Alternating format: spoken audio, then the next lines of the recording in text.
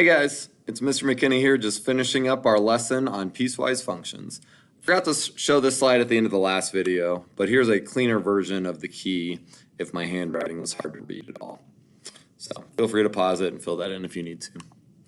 All right, we're going to be doing two more things and hopefully we'll get them both done in this video. So we've got these two examples where we're going to be asked to evaluate different values of the function and graph it, and then we'll do one word problem.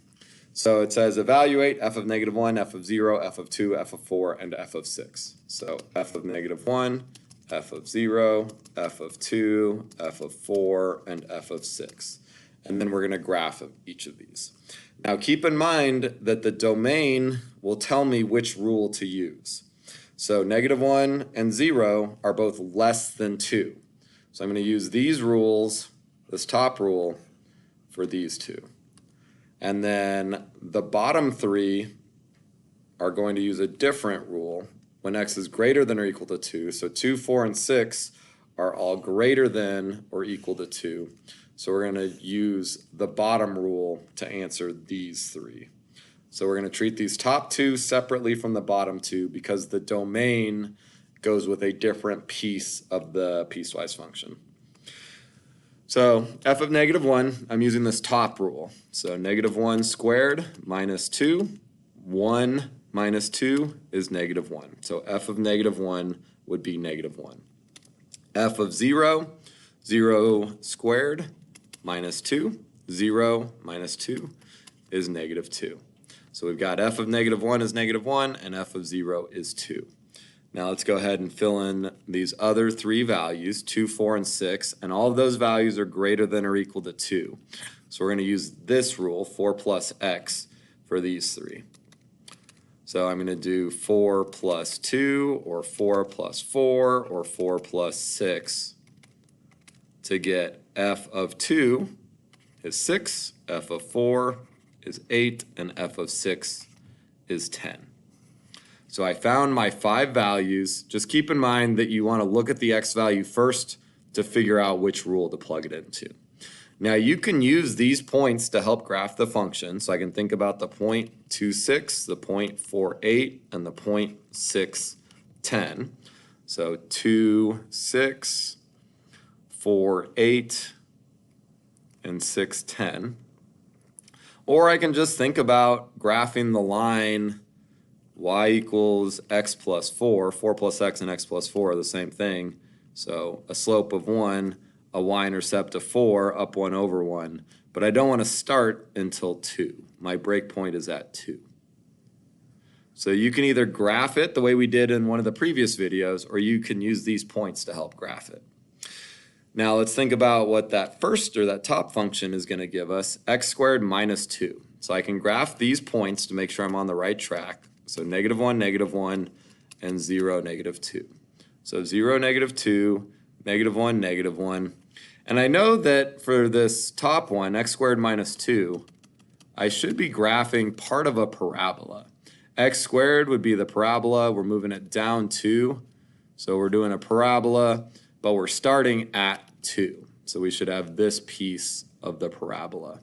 Now I've already got a couple of those points on here, and I can plug in points into a calculator to get the rest of these, or if you know the shape of a quadratic, you can do it that way. Now I do need to fill in a little bit more going over here. So when I plug in 1 squared minus 2 is -1. And when I plug in 2, even though it doesn't actually include 2, I need to figure out where the open circle goes.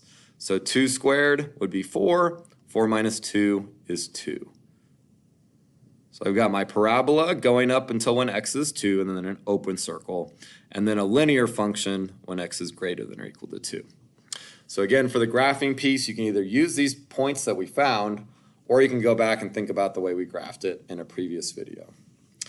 So let's do another one of these. So again, it's asking for f of -1, f of 0, f of 2, f of 4, and f of 6. On this one, we're breaking at 1. So we want numbers that are less than 1 or numbers that are greater than or equal to 1. 0 and -1 are both less than 1, so those are going to go with that top function. 2, 4, and 6 are all greater than or equal to 1, so they're going to be going with this bottom function. So let's do we're thinking about the breakpoint is here at 1. So we're graphing one thing to the left of 1 and one thing to the right of 1. Before I graph it though, let's figure out what each of these 5 values is going to be. So f of -1 and f of 0 are coming from this equation on the top because -1 and 0 are both less than 1. So f of -1 would be 4 minus -1 squared. 4 minus +1 is 3. For 0, it would be 4 minus 0 squared. 4 minus 0 is 4. And then we're going to break before we switch to the other function. So the other function is going to be the square root of x plus 1. I'm going to try to find f of 2, f of 4, and f of 6.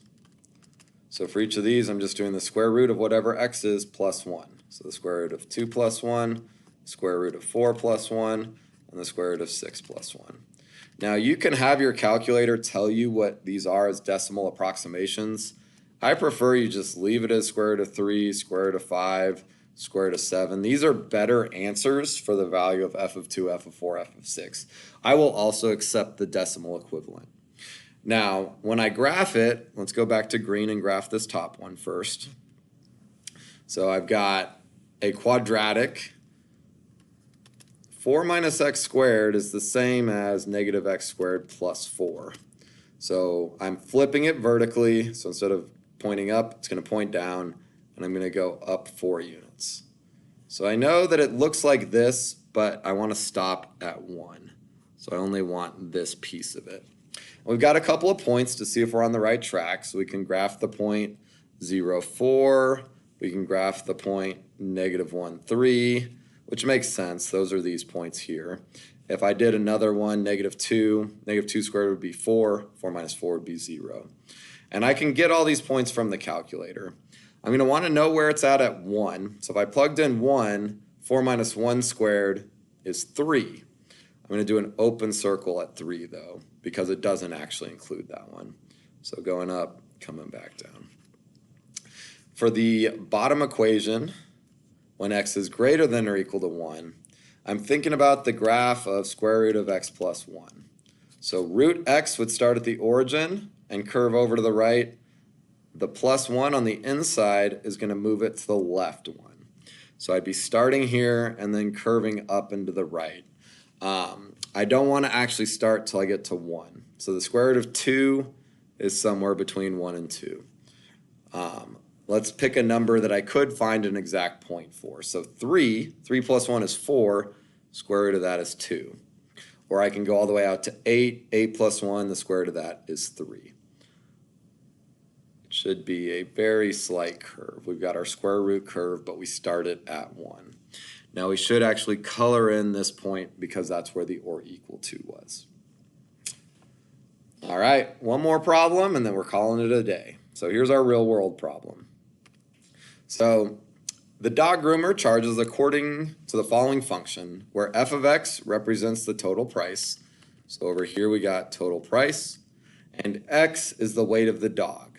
So our domain is dependent on the weight of the dog.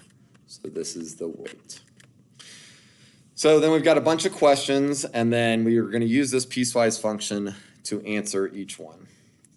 So let's go through A. If your dog weighs 15 pounds, so if x equals 15, 15 is part of this top one.